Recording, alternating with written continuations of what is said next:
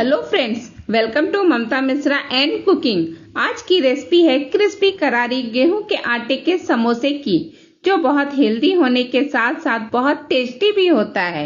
और एक बार मेरी रेसिपी देख ली ना, तो हर बार मैदे की जगह आटे के समोसे ही बनाएंगे।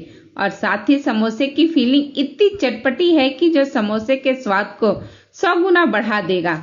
तो चलिए स्टार्ट करें बाजार जैसे समोसे को घर पे बनाना। समोसा बनाने के लिए सबसे पहले डो बना लेते हैं। तो गेहूं का आटा मैंने 2 कप लिया है, इस कप से माप करके 1 कप ले लिया और 1 कप और ले रही हूँ। सारे डो को हम अच्छी तरह से छान लेंगे, जिससे इसमें जो भी डर्ट्स वगैरह होना वो निकल जाए आसानी से और हमें एक फाइन पाउडर या आटा डो बनाने के लिए मिल जाए।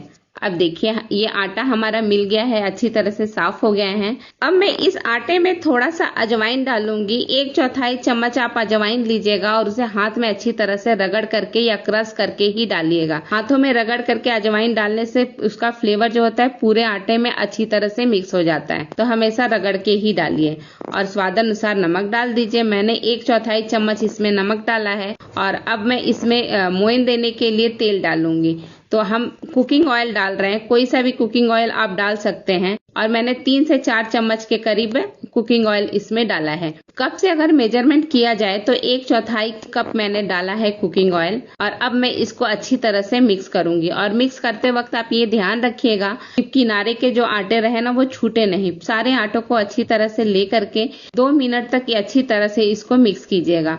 और जब ये अच्छी तरह से मिक्स हो जाए, यानी कि लड्डुआ बनने लगे, तब आप इसमें पानी डाल करके इसका एक टाइट डो बना करके रेडी कीजिएगा। ये देखिए मेरा ये आटा बिल्कुल बन करके रेडी हो गया है, मोयन दे करके हो गया है। इस तरह से लड्डू बनाने पे बिखर जाए तो ही आप समझिएगा कि मोयन अच्छा दिया हुआ है। अब थोड़ा थोड़ा पानी ऐड कीजिएगा, एक साथ ज्यादा पानी मत ऐड कीजिएगा, नहीं तो आटा पतला हो जाएगा। वैसे तो हम लोग समोसे के लिए थोड़ा सख्त आटा गूंथते हैं, लेकिन वो मैदे का रहता है तो हम सख्त गूंथते हैं। अगर आटे का बनाना है तो थोड़ा सेमी टाइट डो आप बना करके रेडी कीजिएगा। ये देखिए अब मेरा ये डो बन करके रेडी हो गया है। अब इसे ढक करके, चाहे आप कॉटन के गीले कपड़े से ढक दीजिए या फिर मेरी तरह से किसी ढक्कन से ढक करके 15 से 20 मिनट के लिए छोड़ दीजिए। जब तक डो सेट होता है तब तक चलिए मसाला बना लेते हैं स्टफिंग के लिए। तो इसके लिए मैंने जीरा लिया आधा चम्मच, और ये लाल मिर्च, धनिया और जीरा को भून करके पीस करके मसाला बनाए जो 1 चम्मच लिया। आधा चम्मच हल्दी और कश्मीरी लाल मिर्च आधा चम्मच लिया है। ये अमचूर पाउडर भी आधा चम्मच लिया है। 1 पिंच हींग लिया है। और ये काली मिर्च लिया है 1/4 चम्मच। कस्तूरी मेथी, ड्राई कस्तूरी मेथी को मैंने आधा चम्मच के करीब लिया। आधा चम्मच काला नमक लिया है। और चलते हैं अब पैन में थोड़ा सा तेल डाल देते हैं। 2 चम्मच के करीब मैंने सरसों का ऑयल डाला है, आप कोई भी कुकिंग ऑयल डाल सकते हैं। और जब तेल अच्छा गर्म हो जाए तो इसमें आप सबसे पहले हींग डाल दीजिएगा। और हींग डालने के बाद जीरा भी साथ में ही डाल दीजिए। और मैंने हरी मिर्च को बारीक चॉप कर लिया है और अदरक को ग्रेट कर लिया है। मैंने 3 से 4 हरी मिर्च बारीक चॉप करके लिया है और 1 इंच अदरक का ग्रेट किया हुआ है। और इन दोनों को मैंने डाल दिया है। जब ये सारी तीनों चीजें अच्छी तरह से चटकने लगे, तब आप ये सारे मसाले को एक साथ ही डाल दीजिएगा। मसाले क्या क्या हैं और कितने अमाउंट में है मैंने पहले ही बता दिया है, तो मैं अब दोबारा नहीं बता रही हूँ। फ्लेम को आप स्लो कर लीजिएगा, क्योंकि मसाले को अभी हमें भूनना है।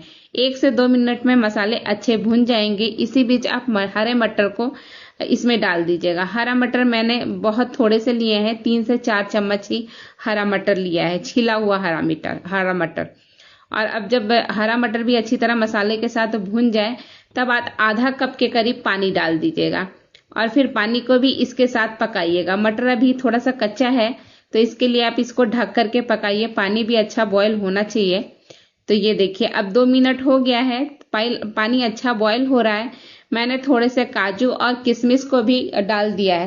काजू को मैंने दो टुकड़े में कट करके लिया था। और अब मैं इसमें जो पोटैटो है, बॉइल्ड पोटैटो, उसको स्मैश करके मैं डाल दे रही हूँ। आप छोटे छोटे टुकड़े में भी कट करके डाल सकते हैं, लेकिन इस तरह से स्मैश करके डालेंगे, मतलब तोड़ के डालेंगे, तो बहुत इजीली मिक्स भी हो जाएगा और छोटे टुकड़े करने में आसान भी रहेगा।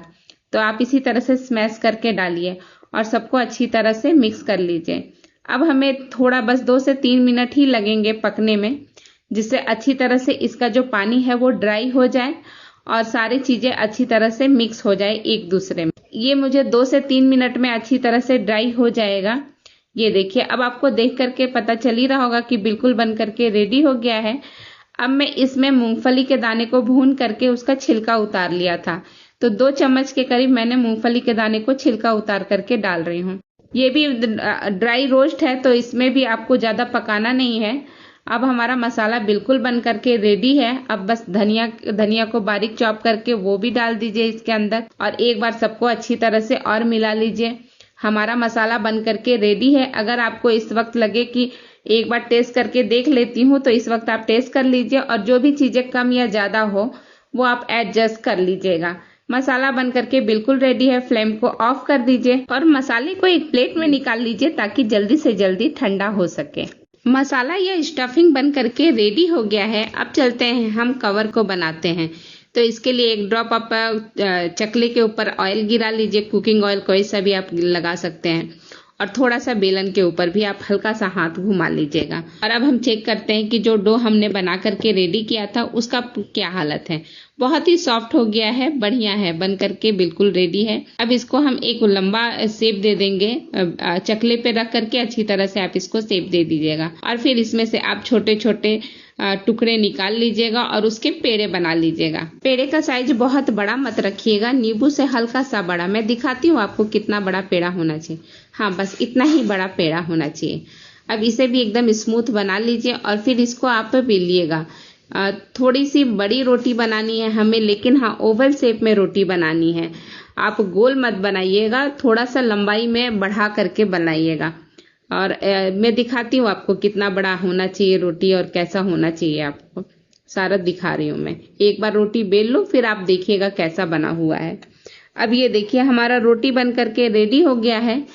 देखिए, ओवल शेप में है ना, बहुत बड़ा भी नहीं, बहुत छोटा भी नहीं। ऐसा ही आपको बड़ा बना करके रेडी करना, और फिर बीच से इस तरह से आप कट कर लीजिए, और कट करके एक हिस्से को आप ले लीजिएगा। एक हिस्से में एक समोसा बनेगा। अब आप थोड़ा सा पानी ले लीजिए हाथ में, बहुत जरा सा, हल्का सा, और उसको एक समोसे का जो सीट बना हुआ है ना, उसके सिर्फ एक साइड में पानी लगाइएगा, और फिर जिस साइड में पानी नहीं लगा है उसे मोड़ दीजिएगा, और फिर जिस साइड का पानी लगा है उसे ला करके इसके ऊपर चिपका दीजिएगा। एक कवरिंग बन करके हमारा रेडी हो गया है। अब हमें इसमें स्टफिंग भरना है। एक बार अच्छी तरह से आप चेक कर लीजिएगा, जो ज्वाइंट है ना दोनों हिस्से का, वो खुले नहीं, एकदम से अच्छी तरह से चिपक जाए। पानी लगाने से बहुत आराम से ये चिपक जाता है, और तेल में जाने के बाद भी खुलता नहीं है। तो ये अच्छी तरह से, इस तरह से हाथ में आप कुप्पी बना करके इसको इस तरह से रख लीजिए। इस तरह से करने से फीलिंग करने में बहुत आराम रहेगा। फिर एक छोटा सा हिस्सा आलू का जो स्टफिंग है उसका लेकर के आप नीचे के साइड में दबा दीजिएगा, और इसके बाद आप बाकी के स्टफिंग डाल दीजिए इसके अंदर, और फिर इसके चारों तरफ जो सीट है उसके चारों तरफ आप पानी इस तरह से लगा दीजिए, जिससे कि वापस से चिपकाने में हमें दिक्कत ना हो। एक बार पानी लग जाएगा तो चिपकने में बिल्कुल टाइम नहीं लगेगा, फटाफट चिपक जाएगा। ये देखिए, मैंने पानी लगा दिया है। अब ये एक साइड के हिस्से को इस तरह से मोड़ दीजिए, और मोड़ करके इस तरह से अब दोनों साइड के हिस्से को आप बंद कर दीजिए। एक दूसरे में चिपकाते हुए आप बंद कर दीजिएगा। इसे भी दोबारा आप चेक कर लीजिएगा, दबा दबा के चेक कर लीजिएगा कि वापस ये खुले नहीं, ऐसा ना हो कि तेल में जाते ही खुल जाए। ये देखिए, एक समोसा हमारा बन करके रेडी हो गया है। ऐसे ही हम बाकी के सारे समोसे बनाने वाले हैं। ये अभी मैं आपको अच्छी तरह से एक समोसे को रख करके दिखाती हूँ कि कैसा बना है। दिख रहा है ना, बिल्कुल मार्केट में बनने वाले समोसे जैसा, कहीं से भी कोई प्रॉब्लम नहीं है, बहुत बढ़िया दिख रहा है। तो इसी तरह मैंने बाकी के समोसे भी बना लिया है। और जब आप प्लेट में रखें ना, जिस तरह से मैंने अभी रखा है, तो मैंने हल्का ऑयल से इसको ग्रीस कर दिया था। अगर ना हो तो आप आटे से भी, सूखे आटे से भी ग्रीस कर सकते हैं। चलिए अब तल के देखते हैं। कुकिंग ऑयल मैंने पैन में या कढ़ाई में डाल दिया है, और तेल को ज्यादा गर्म मत कीजिएगा, मीडियम हॉट रहे, बस इतना ही, क्योंकि समोसे हमेशा स्लो आंच पर ही तले जाते हैं। और एक एक करके मैं सारे समोसे को इसमें डाल दे रही हूँ, और जब एक साइड का गोल्डन हो जाएगा तो मैं सारे समोसे को एक बार पलट दूंगी। मैंने तेल कम लिया है, तो उसके हिसाब से मैं सिर्फ 4 ही समोसे एक बार में एक बैच में तल रही हूँ। थोड़ी देर में ही गोल्डन हो जाएगा, 2 मिनट लगेंगे एक साइड को अच्छी तरह से गोल्डन होने में। ये देखिए, हमारा समोसा एक साइड में गोल्डन हो भी गया है।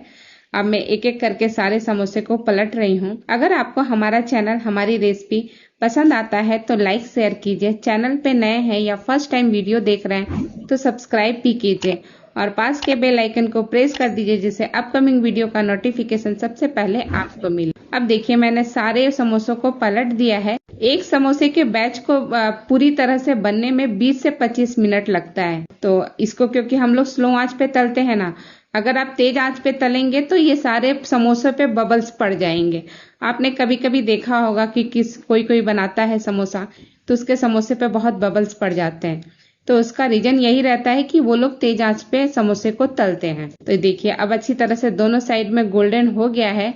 और समोसे को जब भी निकालें टिश्यू पे निकालें जिससे एक्स्ट्रा ऑयल ऑब्जर्व कर ले टिश्यू। इसी तरह सारे समोसे तल लेते हैं और फिर सर्विंग के लिए चलते हैं। ये लीजिए जायकेदार और चटपटे फीलिंग वाला गेहूं के आटे का क्रिस्पी करारे समोसे बन करके रेडी है।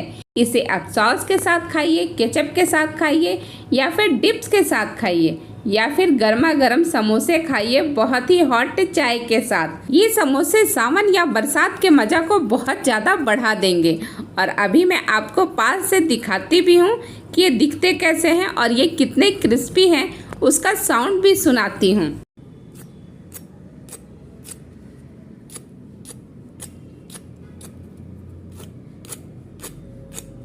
आवाज़ सुना ना, लग रहा है ना बहुत क्रिस्पी बनी हुई है। और अब मैं समोसे को आपको पास से दिखा रही हूँ। इसका लुक देखिए, इसका टेक्सचर देखिए, एक भी बबल्स नहीं पड़े इसके ऊपर, इतनी अच्छी तरह से तला गया है। अब मैं एक समोसे को टोमेटो केचप में डिप करके दिखाती हूँ। बहुत ही बढ़िया, बहुत ही बढ़िया। देख करके ही इतना फीलिंग अच्छी आ रही है ना कि खुद को खाने से रोकूं तो कैसे रोकूं। तो चलिए फटाफट वीडियो को ख़त्म करते हैं और फिर मिलते हैं आपसे एक नई रेसिपी, एक नई वीडियो के साथ। तब तक के लिए आप सबों का बहुत बहुत धन्यवाद। Thank you.